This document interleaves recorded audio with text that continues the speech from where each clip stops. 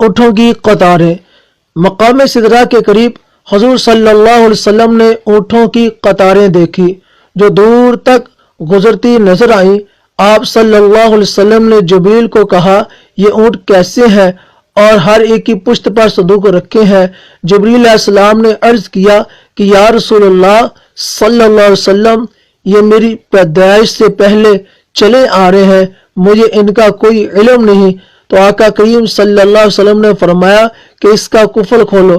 جبریل علیہ السلام نے بسم اللہ الرحمن الرحیم پڑھ کر صندوق اتارا، پھر اس کا تالا کھولا تو وہ صندوق انڈوں سے بھرا پڑا ہے اور ہر انڈے کو تالا لگا ہوا ہے۔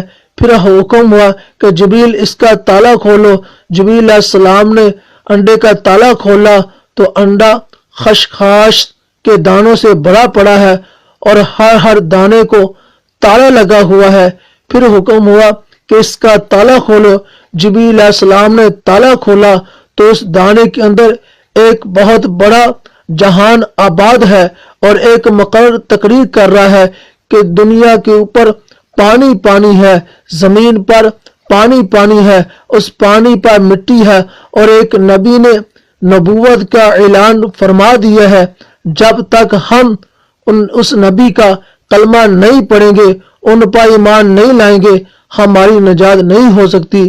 جبریل علیہ السلام نے جب یہ سنا تو فوراً پکار اٹھے کہ میں جبریل ہوں اور میرے ساتھ یہی نبی آخر زمان صلی اللہ علیہ وسلم ہے۔